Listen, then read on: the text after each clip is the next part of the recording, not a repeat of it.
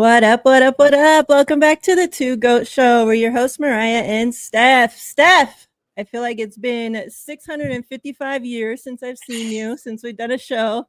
But we're back. Football's back.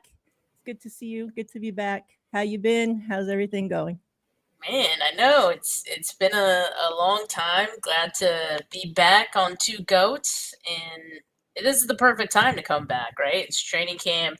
We're getting ready to ramp up into the season, so I'm excited for this one.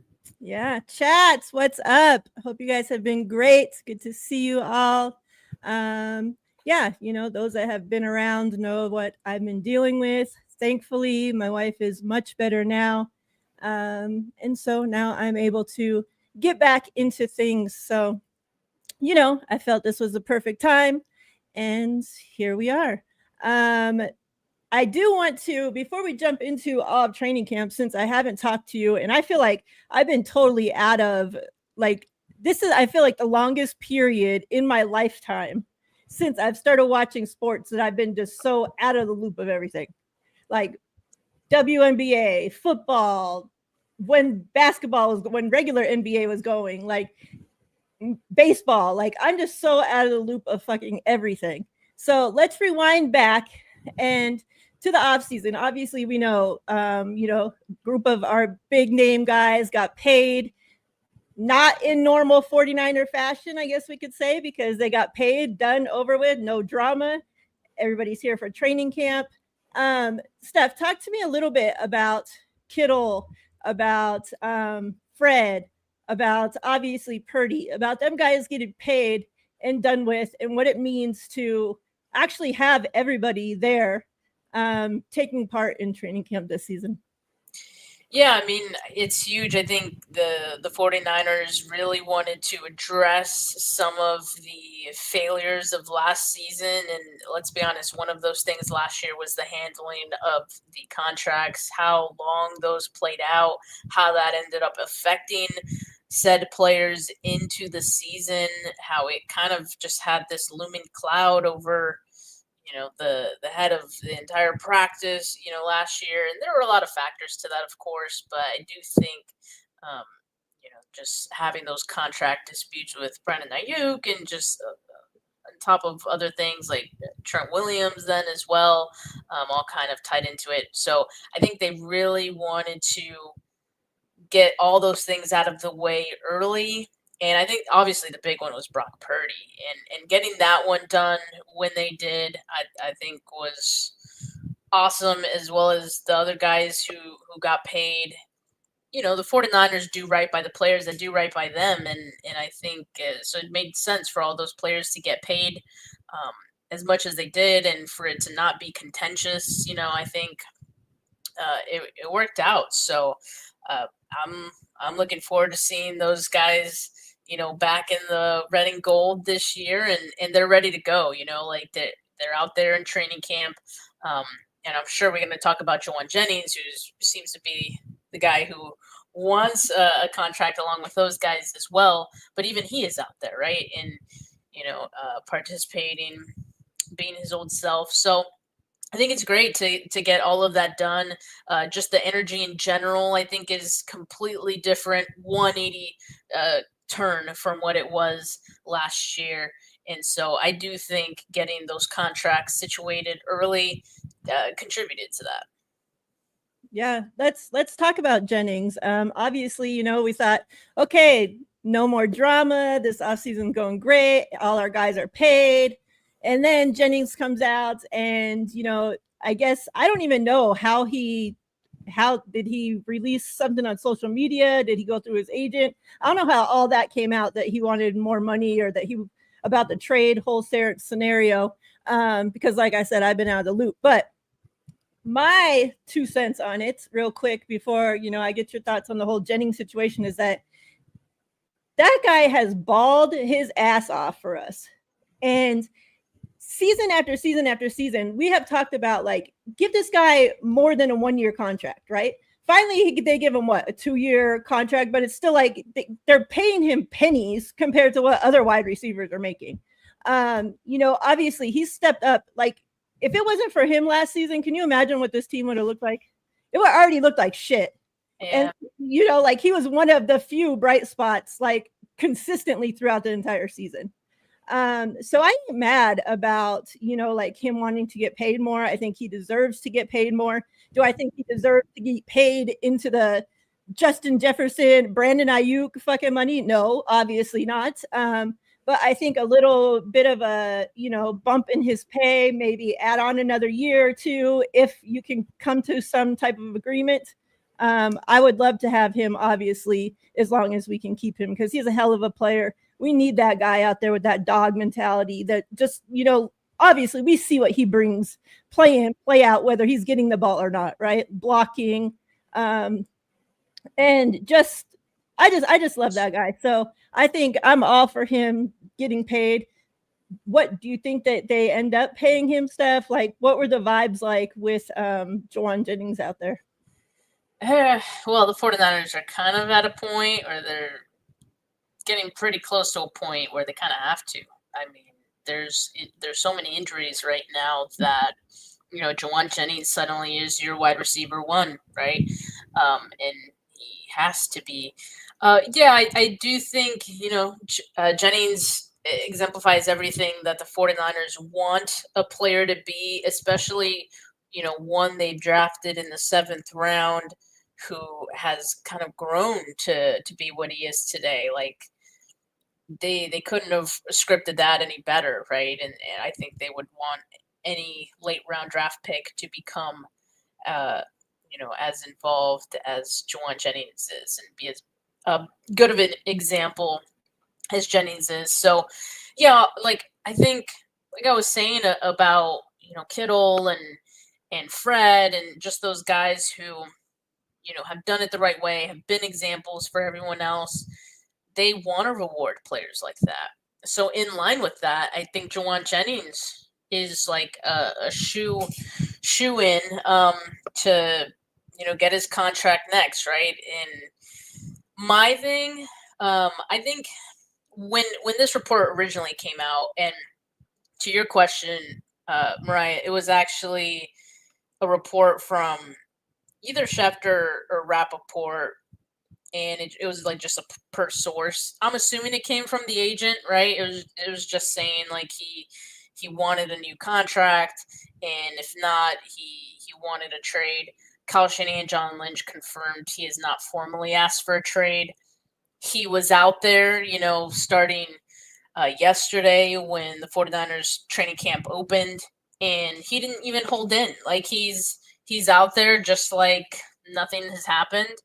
And I'm sure they've had conversations about it, right, behind closed doors and all that. But I think Jawan Jennings is kind of taking the good faith approach. I think both sides kind of have this mutual understanding and respect for each other, and hope that that's going to bring them closer to something getting done. And I don't think Jawan Jennings is wrong in thinking that, because especially with some of the contract disputes they've had in the past, I think this is the way they'd rather some of those contract situations go. Like they want to just have the player be a good sport about it. Right. And who doesn't, right? Like, yeah, exactly. do you want one of your best players like throwing tantrums, and whether justified or not, like it's not a good look for them. It's not a good look for the organization. So like just handle your shit and get it done. And hopefully, like I said, hopefully they do take care of it. From what, John Lynch, when, he obviously, we know he beats around the bush when he talks, but from the things that he was saying, like, it seemed like to me that, they're both trying to work towards something getting done. Like it didn't seem like they're trying to go into the season and not take care of him. So hopefully that does get taken care of. The sooner, the better. And like you said, right now with all these injuries to wide receivers, I feel like every day where there's something going on with the wide receiver room. So yeah, we probably should take care of him. So, Steph, you were there at training camp. Actually, before we do that, let me say hey, what's up to a few ladies that are in the chat. Obviously, Peachy, what's up? We got Jess from East Coast Red and Gold. What's good? My great sis Tanya, what's up? We got Dawn in the house. What's up? What's up? Ladies, appreciate you all coming through. throwback. You ain't a lady, but of course, always appreciate you as well, sir. And everybody else out there that's watching, that watches back on replay, we all appreciate everybody that tunes in. So yeah, Steph, out there today, training camp. Let's just go through, talk about first. Let's just talk about, everybody's play of the day. Let's get that out. I know people have heard about it all day long from somebody who was actually there. Let's go through that Mac Jones throw to our undrafted wide receiver. And take us through that, Steph. Yeah, so Mac Jones, who I thought had a pretty good day today, but personally, I think this was kind of an ill-advised throw from Mac Jones. He pretty much threw it into triple coverage, deep downfield. I like that he's going for those kind of throws. He's being aggressive, but in a real game situation, I'd be clenching my butt cheeks if anyone actually threw that.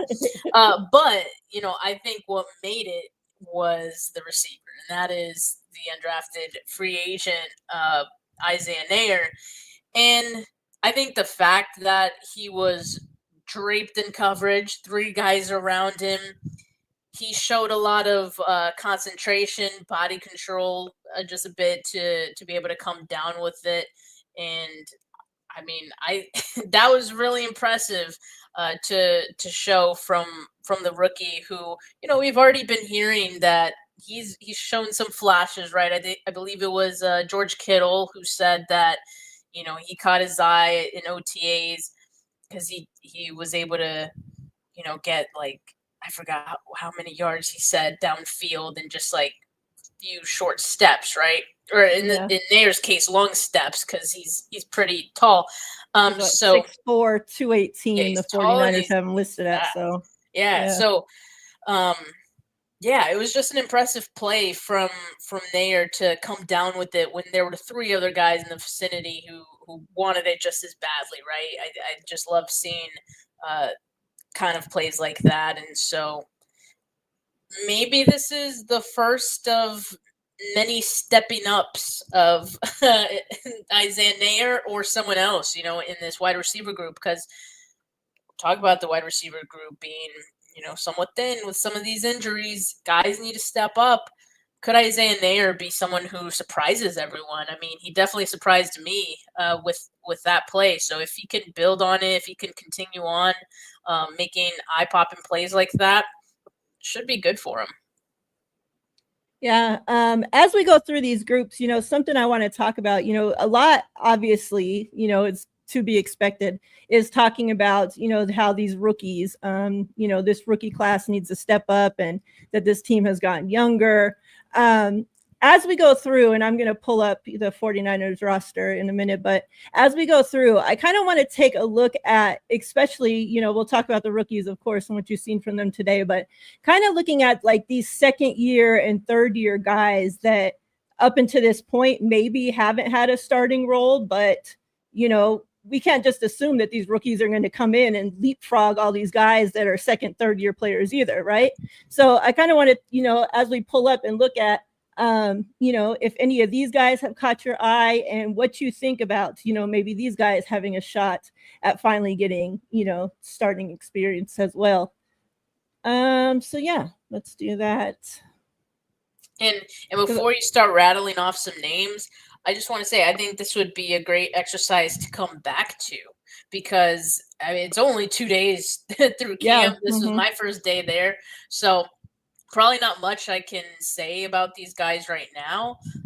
But I think by the end next week we'll we can have some more. Let me remember how to work this shit, chat. It's been a while, She's rusty. Like the whole streaming service, when I logged in to freaking create the show, I'm like, holy shit, this is all fucking brand new stuff. So yeah, as we go through this, so we'll just go through each group, tell us what you've seen from them today, if anything. Of course, you can't watch everybody. And Steph's on the little shorter side, and she wasn't at the top of the bleachers today, you guys. So she didn't have her booster seat. You saying because I was short that I didn't have a good view? Is that Yes, what you're yes, saying? because if you were tall sitting at the bottom, you still would have No, been able to see. nah, barely. Cause like I'm not. We don't stand in the bleachers. The only people who stand in the bleachers are the people who are sitting in the back. Cause then we don't block anyone, which is usually I where I mean, sit. they would just think you were a kid, so you could have just stayed Oh standing in my the kids god, section and I'm gonna then. leave. You're towing a thin line, Mariah.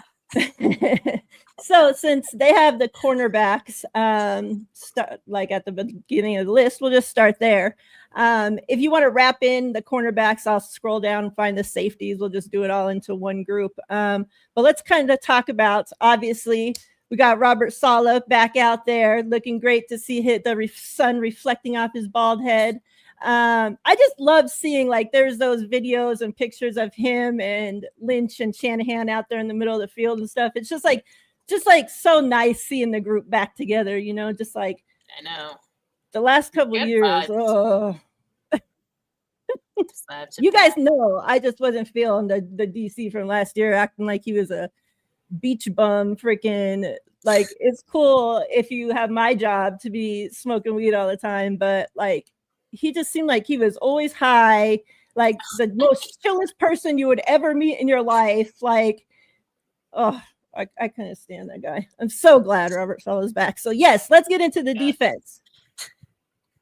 Cornerbacks, safety, Steph. What did you see from this group out there? I know you're not like scrolled down to his name, but since you're talking about all DBs here, I'm gonna say as far as Jason Pinnock goes, he's someone that made some plays today, and it looks like he's going to be the starting. Is this not in order of position? I thought it was.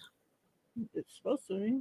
Oh, corners. Well, he's a safety, so that's probably Okay. why. But yeah, Jason Pinnock, who the 49ers signed as a free agent this offseason.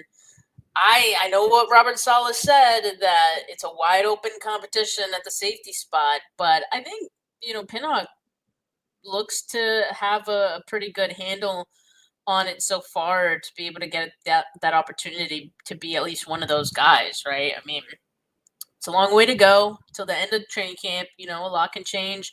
But even from practice yesterday, from what I saw people reporting, people who were there, beat writers and whatnot, they mentioned Jason Pinnock too as someone who was making plays. And then I saw that today. So he definitely seems to be someone who's, looking to make a mark and maybe he's certainly exceeding my expectations so far. So, yeah, that'd be one guy I'd keep an eye on. As far as the corners go, I didn't really like. Trey Avery made a couple of plays. Who I believe he was a free agent signing this offseason. But aside from that, there wasn't a whole lot. Upton Stout, I guess, like he did stand out to me, making a lot of plays in the run game, which is his game. Like that's what he does best. I think. To see that right off the bat I think is very encouraging. Again, they're not in pads or anything, so take that for what it is. But they just had him playing out the slot. Yeah, from what I can tell, and he was second team. But I'm pretty sure I saw him take a couple of snaps with the first team as well, which I thought was interesting, and that actually checks out because Lenore was taking some breaks here and there, so it makes sense for Upton Stout to get some looks there. But I think like for him to kind of be the first guy in, or for them wanting to put him out there with first, I think maybe just tells you, hey, like he had some nice plays with the second team. Let's see what he does. Maybe I'm hopeful thinking there, but I don't know. I saw it, and I think he's going to be someone who will easily contribute for run defense. I guess for coverage, we'll wait and see, but I like what I saw so far from Upton Stout. When he wasn't with the first team, who was playing the slot with the first team? Lenore, and if it wasn't Lenore, it was Trey Brown. Okay. So, they're mixing guys in there today. Yeah. Which, only day 2 is to be expected. figure out your best. Anything else from that group you want to talk about before we move Eh, on? nothing in particular. All right. Let's do D line and O line together. Obviously, no pads, so kind of hard to judge, but kind of talk to us. Obviously, I kept seeing the biggest thing about, these young guys out there is the size. Obviously, Trent Williams, comparing little Williams to a young Buckner. Always a great comparison that you want to hear, obviously. So yeah, kind of talk to us about the D line and O line stuff. Yeah, I mean, because of the poor view that I had today, I couldn't really pay attention to them as much as I would have liked. Though at the same time, knowing that they're not in pads yet, like I almost didn't want to because of that. Like, you can only get so Yeah. much of that. But Bosa looks great. Alfred Collins is a unit. Yes, as advertised. You've heard people talk about his size, how he stands out, standing next to other players, including his own defensive lineman peers. Like, yeah, he's very large. Jordan Elliott's like, yeah, they're only 1 foot, 1 inch apart. So I guess I kind of saw that, but yeah, it's the Alfred Collins. I want to say has like their builds are slightly different to where Collins looks like the height of him looks a little freakier than Jordan Elliott. Um, it's just the way it all sort of comes Yeah. together. But yeah, so I definitely saw that. Michael Williams, I didn't see, or I wasn't really watching him a whole lot, but I do know that he was moving around on the line quite a bit, like getting some looks on the outside as well as the inside, which is very encouraging, and we expected them to do that. But I think, again, like seeing those things on day 2 of camp already, I think is encouraging. Those are the kind of things you saw from him in college. We figured they would do it. But I think this really speaks to a certain plan that they have for him, right? Like the fact that they're doing it so early. It's not just experimentation. It's like we know we want to use you this way. And so I think he's going to be really versatile. I think, yeah, he has his own kind of imposing kind of size where he has the long arms, and that's going to, make an impact in the run game. So, yeah, it sounds like the early returns on Michael Williams are all positive right now. Good to hear. Good to hear. Um, I know you said you didn't hear much about the kickers, but that you didn't see them today. But let's kind of talk about this kicker competition. What do you think? What is your prediction that shall happen with this stuff? Okay, Because we so know Jake Moody is normally good in practice, right? yeah, So exactly. if they're just going off of that, like, is it going to be enough to take the kid's job away, or how do you think this works out? Right. That is my main concern with the competition. I think I obviously like that they've brought in a veteran kicker like Greg Joseph in to see how he does with better competition around him. But yes, like it's always the fact that Moody is a good practice kicker. So how do you like accurately assess that, right? Mm-hmm. Because he's having the issues in games, right? So I think one thing that the 49ers did, and this was yesterday, right? I wasn't at that practice, but I just heard about it. In the past, the 49ers have kind of had just one kicker kick for one practice, and then the following day it'd be the other kicker, and so on and so forth. Yesterday, they were going back and forth within the same practice. And so that being a different way of doing it is maybe kind of taking it's probably intentional to try to take Jake Moody out of that like comfort zone a little bit that he obviously has in practice, and try to make it more of a in-game type of situation, where maybe you're a little more caught off guard and there's a little more pressure in the moment. And then apparent because I was listening to the Tim K and Matt Barrow's podcast, and they're kind of mentioning that everyone was paying attention, like everyone was watching, even their own other teammates. Which sometimes special teams, like, no one really cares about. Guys do other things, but like people are really paying attention to this, which I think adds to the pressure for these players. So in a way, you're kind of trying to simulate some of that in-game pressure. Yeah. Still not the same, Yeah. but try to do what you can. I appreciate that they're trying to mix it up, because I think that's really kind of the only way you can evaluate Jake Moody well enough to be sure that, okay, we feel comfortable to make him the guy moving forward. But I don't know. It's all kind of scary. I guess we'll see how it plays out for the entirety of camp, and of course those preseason games. Yeah, and of course other players are starting to pay attention, because when you got, even Nick Bosa said he's paying attention to it. Like, when your kicker is literally losing games for you, like, you're damn right you're paying attention what this team's doing with him the next fucking season. Like, we ain't going through that again.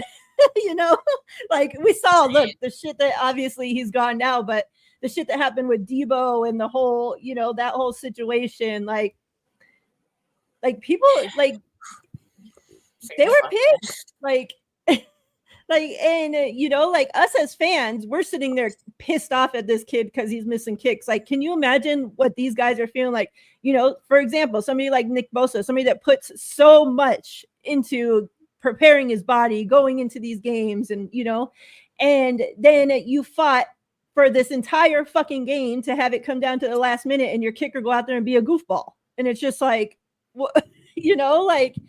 And that's like it's the weirdest thing with this kid, because it's like, we know that he has the talent. Anybody that knows like what he did in college, like the best kicker coming out in the draft, it's like, and then also, even his rookie season, we hear about him kicking, like making these fucking long ass field goals in practice and all this shit. And it's like, okay, like finally, like we got a guy. And then we get into the game and it's just like the doofus look that he has on his face, like, goes off into his foot. Like, I don't know, like, it's just like the weirdest shit like I've seen. So, and it's just like, how, like, I don't know, because like you said, like, no matter what they try to do in practice to try to, like, we heard about, remember when they were in the pre-draft process, remember the shit that they put Moody and the other kickers that they were having through like a gauntlet, like, so much crazy shit to make sure that this didn't happen. Yeah. And he perfectly passed everything with flying colors. And then you get him into the game and it's just like he shits his pants. Like, it's crazy. I'm not necessarily calling for the kid, obviously, to lose his job. Like, may the best guy win. I don't know how, like, you judge something when obviously we know this kid is so good in practice. Like, do they just have to, like, okay, well, we know this is what he did in the games in the past, but like, the whole thing is you hope that he went out and got some counseling, or not just practices kicking. We know he knows how to kick. Obviously there's something going on upstairs, right? Like, it's, what else could it fucking be? Like, get some sports freaking counseling, some sports psychiatrist, whatever the fuck. Maybe he did that during the off season. So like, then do you hold what he did in the past? Like, you want these players to get better, like, each year, like, so can you hold what he did in the past games against him? Like, I don't know. Glad I don't get paid to make that decision, so.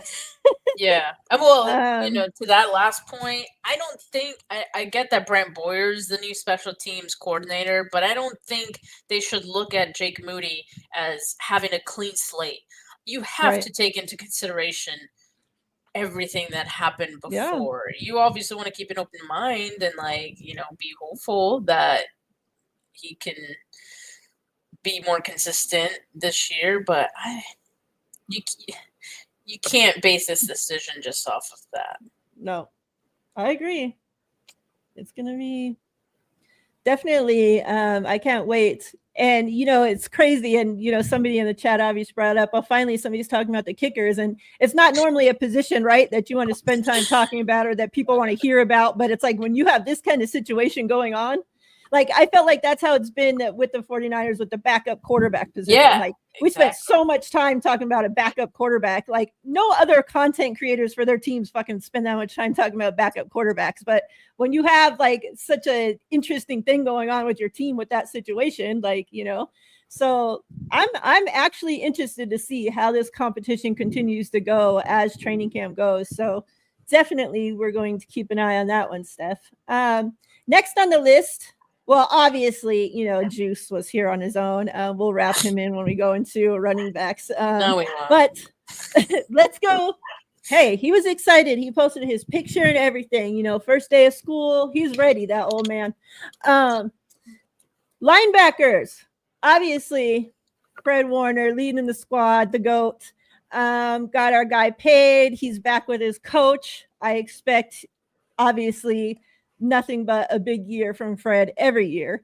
But Dre Greenlaw is no longer here. Talk to us about what you've seen from the linebackers and who was the starting unit out there, and what you think the competition is going to be like to fill that Dre Greenlaw spot.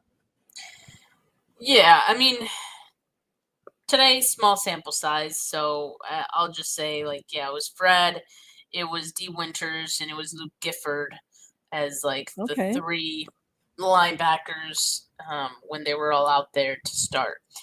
So, yeah, I can't really say much about those guys. I didn't really pay attention to them much. I noticed Fred because Fred is Fred. He was, like, jumping off the screen, so to speak. But, yeah, the other guys, like Winters, I've just been hearing that he's been doing well, and I know Fred is speaking highly of him. So I'm looking forward to paying attention to Winters a little bit more. And then also, I want to see consistency from him.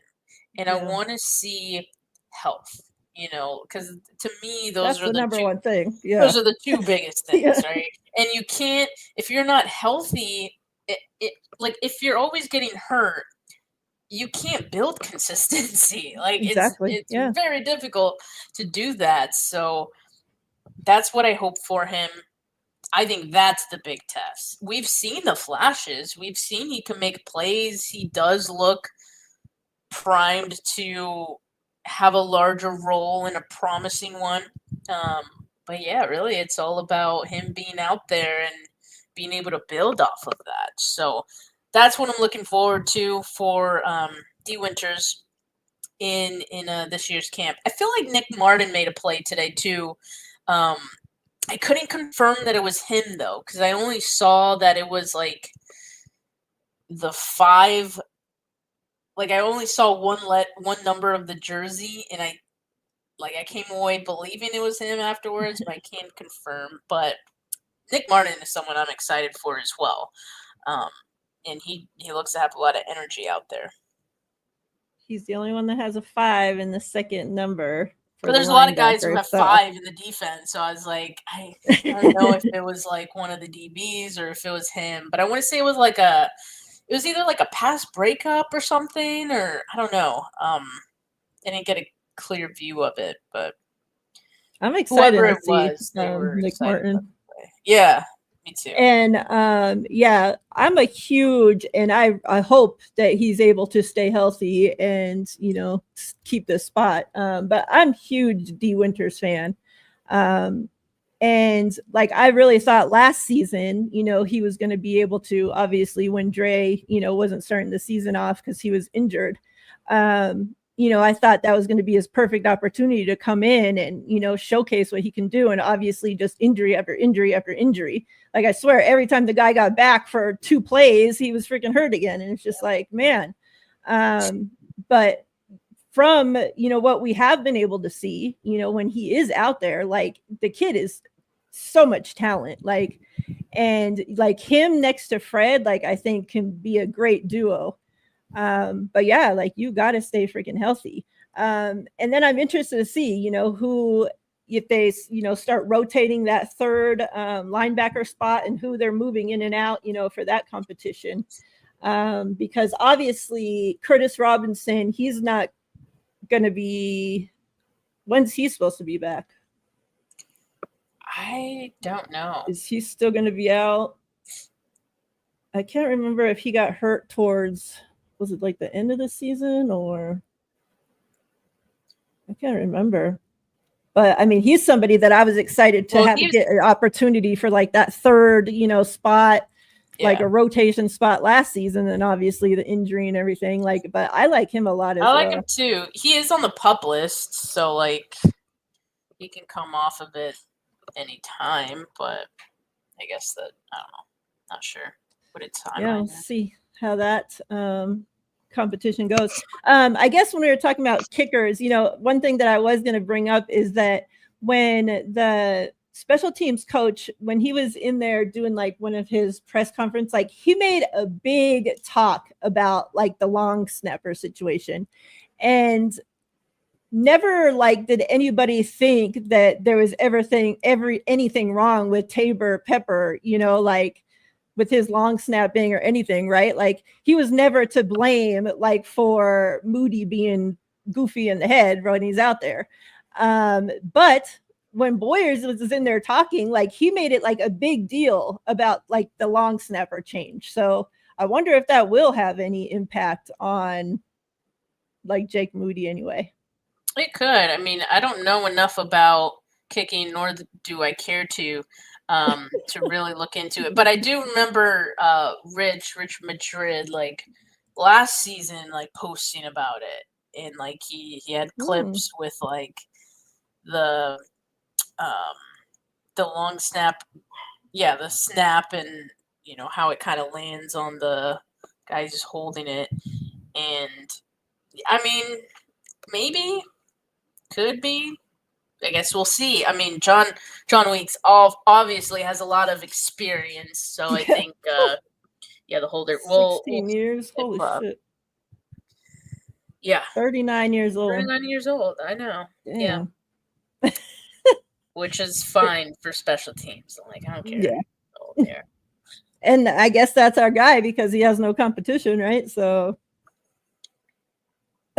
long snapper competition would be.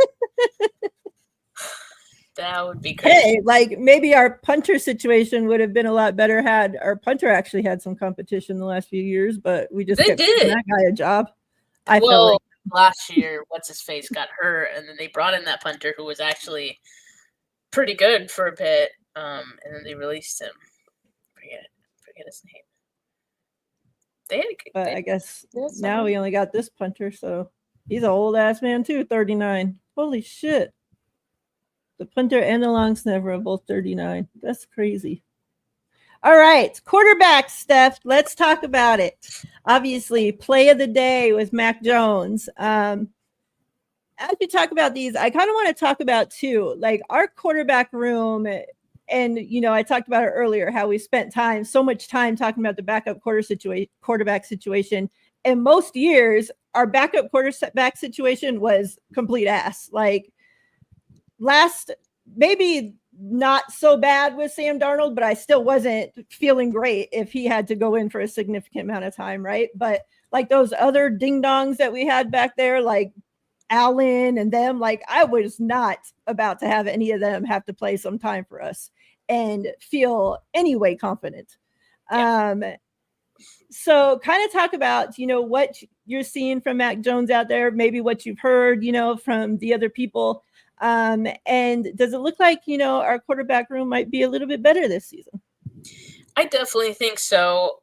But I think it's Mac Jones that makes that a little bit better, because I think Mac Jones could be better than Sam Darnold was. Like, I think there's just more upside to Jones at the time of the 49ers signing him than there was when the 49ers signed Sam Darnold. They're kind of similar and like in the same vein of like the Jimmy Garoppolos of the world, which is why Kyle Shanahan just can't quit him. Like that's why he loves bringing in guys like this. but I do feel more comfortable, I think, with Mac Jones, uh, than Sam Darnold or maybe some other Brandon Allen. Like Brandon Allen was a great example because I never got that hype. Like I don't know what the 49ers liked about him so much. Um, so yeah, I feel strong about the group. Tanner Mordecai is like, whatever.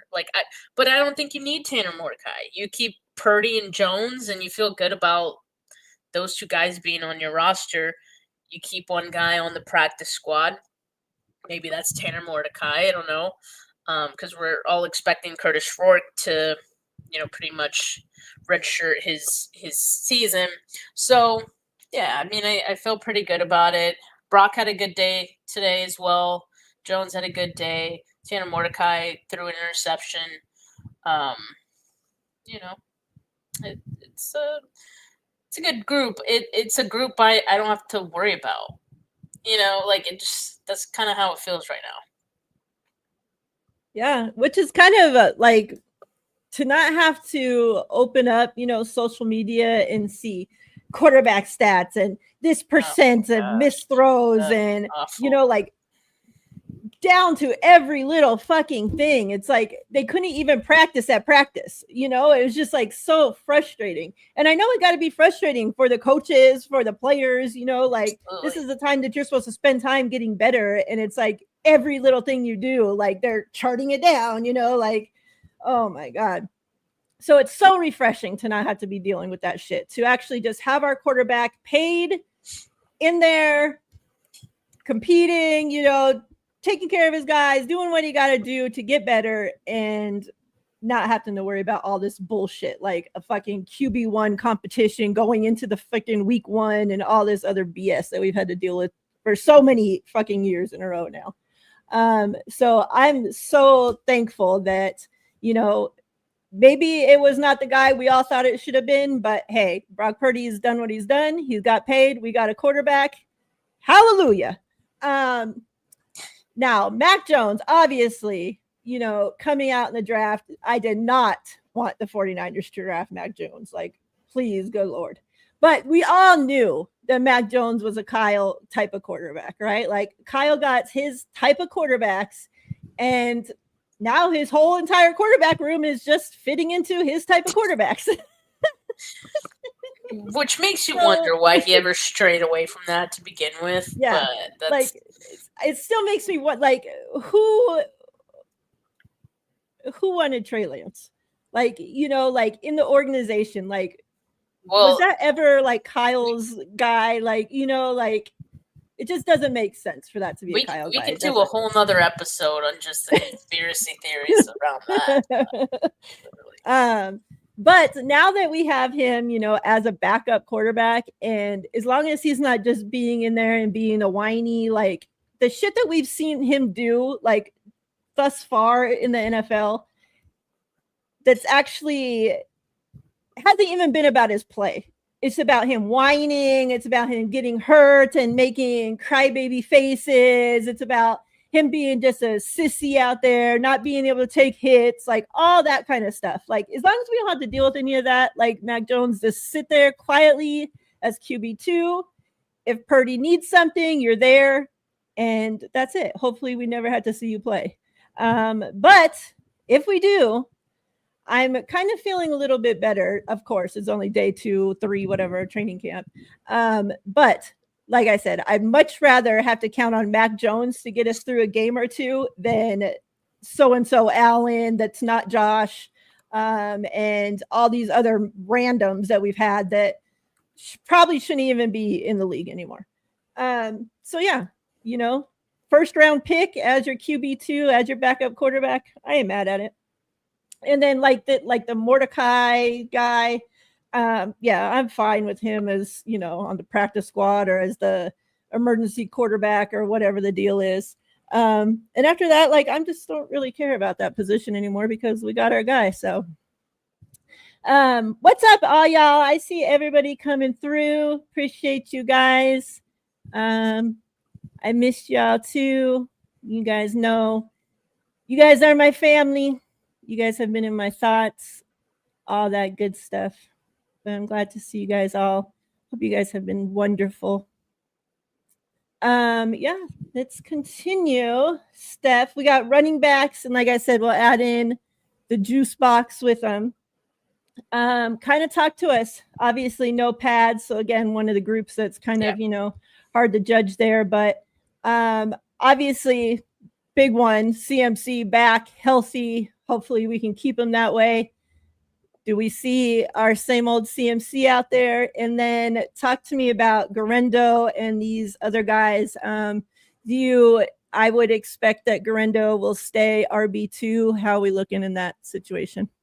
Yeah, I mean, I think so far that's pretty much what it's looking like. McCaffrey looks fine. He looks like himself, practicing hard. He did participate in team period today after not participating yesterday. Coach Shanahan did say yesterday that he's one of those players among a few others who will be held to a kind of management plan. Like, they're not going to be part of every team period, pretty much. Him, and I think he mentioned like Trent Williams, like so a few other guys who are either like older veterans or have injury history that they'll like look to manage. So McCaffrey, one of those guys, which I'm happy with. Like, please, bubble wrap him. Mm-hmm. So yeah, not worried about that. He's, his spot is good. Isaac Garendo, I expect to be the RB2. I think after what he did last year, it's a good spot for him behind McCaffrey, and he's kind of that guy who has like that one cut and go home run ability. I think the 49ers still want to have that be part of their offense every now and again, so that's a good spot for him to be. It seems like Jordan James is probably the RB3 based on what I saw today as far as the pecking order goes, and he looks pretty good. Like, he has a commanding presence with the ball in his hands. Like, you could tell he wants to do something with the ball every time, which kind of feels funny to say because it's like every guy should have that, when in practice. But you'd be surprised. Like, sometimes, I don't know, you kind of see guys take practice reps as practice reps, and like others are really trying to show something, or just like once they have the ball, they always look the same. And I kind of got that vibe from Jordan James when he had the ball in his hands. So looking forward to seeing what he looks like with pads on. And that's the other thing, Mariah, that's like it. Let me just say, maybe it's not even so much about the pads. It's more about when they actually get into games, like preseason games, even, because they're not tackling either. So like a run that looks like it could have gone for a touchdown in training camp was really stopped like 4 or 5 times prior to that. That's the one thing. There were like people watching who were like clapping, and I'm just like, that was tackled like that. But the players keep running because practice. But that's just kind of funny. But yeah, so looking forward to seeing what more of those guys bring. Right now I think Patrick Taylor, maybe, I'm falling out of favor a little bit. Like, I don't know how many running backs the 49ers want to keep. It is a position that deals with injuries quite a bit. So I would think 4, 4 plus juice, right? So really, I think it's between Corey Kiner and Patrick Taylor Jr. for that last spot. I guess we'll see how the rest of camp plays out for either of those guys. But I'd say the other 3 in juice are obviously safe. All right, sounds good. Definitely keep an eye on them once pads come on. And that's another thing, like talking about like, oh, they've been tackled, so many times already. That was like the thing with the quarterback, keeping track of the stats. Like, they've already been sacked like 16 times, yet we're still counting whether it's a completion or a touchdown or whatever. Like, that play was already fucking dead. Yep. But if they threw an interception on it, yet you're counting that as a freaking interception, like shit's crazy. All right, let's go into tight ends. Obviously, we got our guy George Kittle leading the way. Year 9 is crazy. Like, it's I feel like, like it was just yesterday that we had a little baby George coming out, I know, and now right? he's like the old man George. So we're still struggling to find this tight end too that actually is worth a damn behind George Kittle. Talk to me about this tight end room this season, Steph. What are we gonna see? Can we get one of these guys to fucking step up and be somebody, or what? Well, obviously they want Luke Farrell to be that guy, and I'm gonna have to keep a close eye on him to see what exactly he contributes to that. But obviously he's going to be involved in the blocking game, which Yes. that seemed to be his role today as well. And hopefully that frees up George Kittle. That Kittle was involved in the passing game today, so that's what we like to see. And yeah, I mean, I already mentioned Braden Willis had a nice play today. Mason Klein caught a catch. So I want more of these guys to just stand out a little bit more. Yeah, hopefully, year 3 for Braden Willis, it's this time, like, to start the show. I talked about, Exactly. these guys are these year 2 or 3 guys that, your time's fastly, I should say, coming, that you got to do something now or your ass is not going to be around much longer. So, Braden Willis, time for you to step up, buddy. Step your ass up or get your ass out of here. Dang, Brandon Ayuk's looking like he looks mad. He was not happy for class picture day. Wide receiver Steph, I swear, like every day I open up social media, it's like a hit to our wide receiver room, and then we're signing another wide receiver, and it's just like, are we gonna have any healthy wide receivers rolling into week 1, or like, what are we doing here, Steph?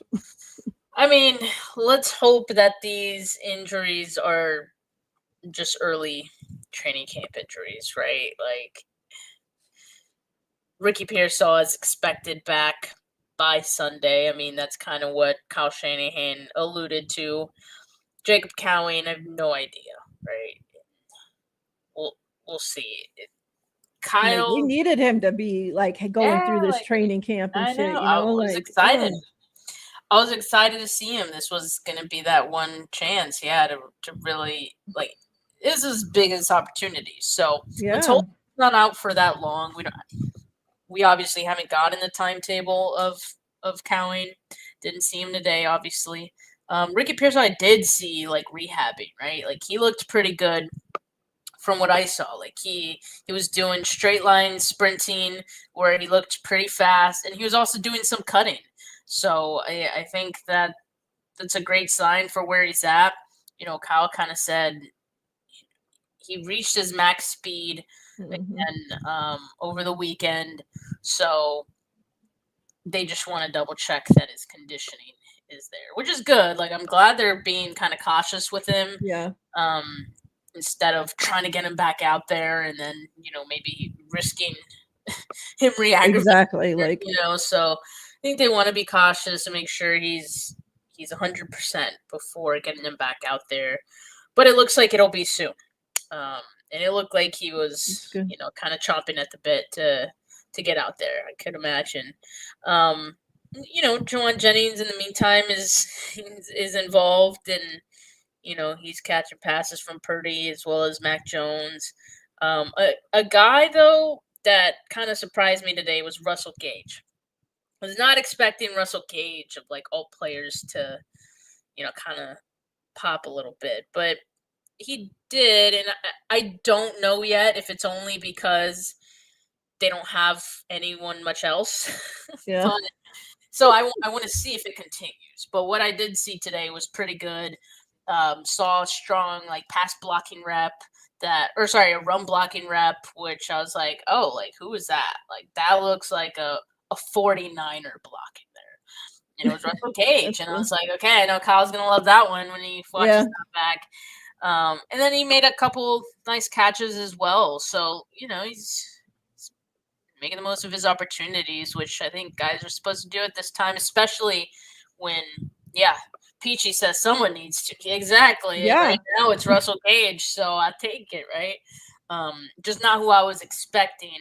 Again, I think it's not so bad. He's got the veteran savvy, which, I think the 49ers always appreciate and want to have on their roster. And yes, Demarcus Robinson, one of those other guys that when they signed him, I was like, okay, this is kind of like a better Chris Conley kind of thing, right? Yeah.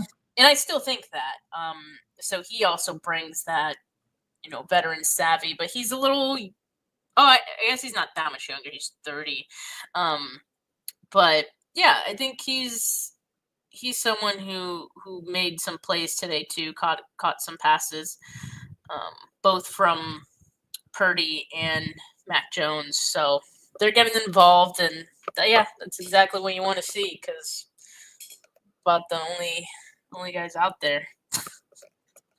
Not Um, literally. since we've signed, obviously St. Brown and somebody else we signed because Cephas. Cephas, yeah.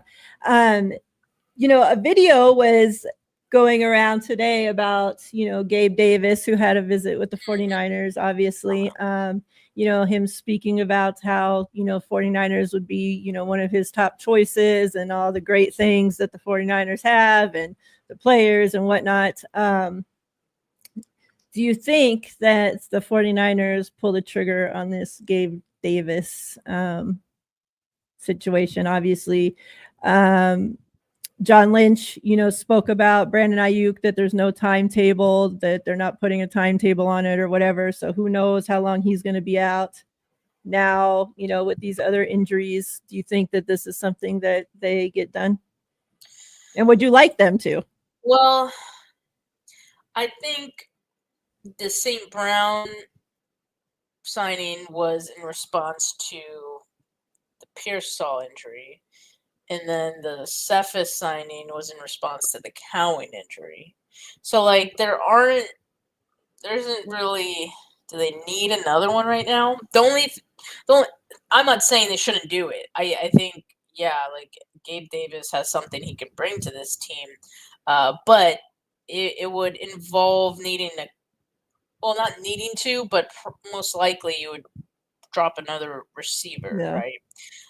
So I don't know who that would be yet. Do the 49ers know? Like, is there someone who they're just not liking what they're seeing right now? And I'm thinking more than likely along the lines of a free agent, not like a rookie. You wouldn't drop a rookie yet. Right. But yeah, I don't know. Because I like think these other guys that they just signed are more camp bodies, where Gabe would actually be somebody that's competing to actually make the team, Yeah, exactly. So like I don't know if St. Brown, they're like, this guy's not cutting it. Let's bring in Gabe Davis instead. Then maybe they do that. I don't know. But it was a while ago since they had that workout. Yeah, though. I'm it like, was. is this And he Gabe? visited like how many other teams since then? Yeah, so is this him kind of thinking that the 49ers are still an option in in the pool of teams that he tried out for, or is this the 49ers still kind of calling and wondering, hey, like, what's up? Like, are you still interested? I don't know that. Like, are the 49ers still interested? No, I don't know. Yeah. Who knows? Guess we shall see. I think that is everybody on this list. Obviously, this is the guy they cut to make room for one of the wide receivers today. And yeah, at least we don't have to talk about Trent Taylor. Yeah. I think that's all we had to talk about today, Steph. As we go along, obviously we'll have more to watch and keep an eye on these competitions and more to talk about. Definitely interested in this kicker battle, top one priority I have right now. So before we get out of here, if you had to pick one group, and obviously, it's early, but what would you think? What would you say is the weakest group on this team right now? Either wide receiver or safety. wide receiver with the injuries. I think if Yeah. guys are like, I'd feel better if Pearsall and Cowing were healthy, Mm-hmm. a little better, although I'd still have some concerns.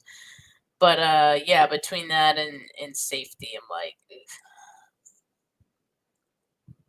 Yeah, that Cowling injury, man, sucks because just when I was like thinking, like, okay, this we need Pearsall when obviously when he gets back, and Cowling, like, we got to have them take these next steps because obviously no Debo, who knows about Ayuk, um, no way in hell that they could possibly trade Jennings, right? So that would be a fucking nightmare. So let's hope that doesn't happen. right. But it's like this is the opportunity. Like we needed you guys to freaking come through. It's like, and then he fucking gets hurt. It's like shit. Sucks. Shit like this sucks so bad. But yeah, we'll see if any of these other wide receivers can step up. And then yeah, obviously, the safety room, that Mustafa freaking injury and that shit that really took a blow to that room especially. And do we see this other young guy step up?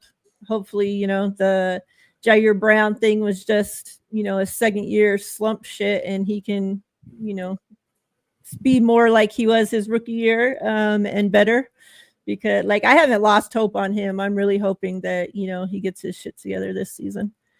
Yeah, I don't even know like who is even up to be starting in the safety room. Like that room is really crazy right now. So that's definitely yeah, I mean there's still, yeah. I don't know who's out there, but Yeah. we can A if we few need got to. signed this week by other teams, so we'll see. Yeah. Anything else you got going on, Steph? What else you doing? Not today. This was a long day. But tomorrow, there's another practice. I'll be there, hopefully earlier, so I can get a better view. And Yeah. I'll have the same recap for tomorrow. So make sure you guys check that out on my channel. Rob, do you need SF to start meaning stretch first? Oh, so they got new practice fields or something? What's going on with that? Yeah, they used to be. So if you were in the bleachers, there were two horizontal fields, pretty much like, next to each other. So now they're vertical, and one is like super long, like 165 yards. I don't know why you would need that, but like 165 yards, and then the other one's like 100, I think. And so, yeah, totally different setup. I was like a little worried when I first got there because, I got on the shuttle. There's like a little shuttle that takes you from the parking lot to like where you enter the practice field from. So I was on the shuttle, and then I hear some guy ask like one of the shuttle attendants. He's like, "How do I get out of here?" And I'm like, "Well, he didn't say it to me, but I was like listening. And I was like, why the hell is he trying to leave?" Because practice had like literally just started, and I'm like, "What the hell?" He's like, I'm leaving. That wasn't worth it." I'm like, "What? Is it that bad?" I'm like, "Is the view that bad now that like?" So I was a little worried. Then I got there and it wasn't that bad. Like to start, it was definitely like, ooh, yeah, there's gonna be some moments where we have a worse view than we did before. Yeah.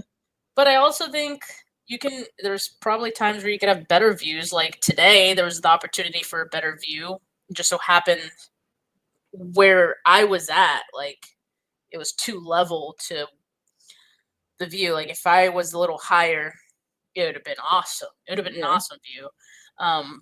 But anyway, they sometimes switch it up anyway for team period. Like they do one field and then the other. So tomorrow maybe they'll be on that side and be a little further. But yeah, because it's not that when bad. Shanahan was talking about in the presser, like he's talking about, yeah, it made me sick, and I'm thinking the fucking fields are like rotating out there, or like some bizarre shit's happening because he made it like seem like it was this big dramatic thing, like. Well, it is. I mean, what they got him spinning in circles out there, or what? It kind of is, dramatic. And he did say like he's a creature of habit. He always Yeah. like would stand in the same spot, and now he's like, I don't know where to stand. A little dramatic by him, but Rich people problems, I guess. yeah, but yeah, I guess I think it gives them a little more space, like, which is why they can host joint practices. So yeah. Yeah, it's good. How many days are you going to be out there? I'm here till August 10th, so I'll be Dang. going to most of the practices. All right. So next week, Steph and I will be back Thursday. And you hear that she'll be there. We'll have a lot more to catch up on, to ask her about. A whole week's worth of practice between now and then. So, yeah. Everybody, we appreciate you guys for coming through. We're happy to be back. Steph, it was great to be back. Good seeing you. And yeah, much love. Hope everybody's been wonderful. Appreciate you all. And then before we get out of here real quick, mine and Ty's show, we don't know, like that's going to be a week to week thing. So just for now, it's just going to be Steph and I on Thursday. That'll be my only YouTube show for now. But I'll keep you guys posted, and him and I will be back doing something sooner or later when the time is right. But that's still my guy. He got all my love. And yeah, appreciate y'all. We're out. Wait.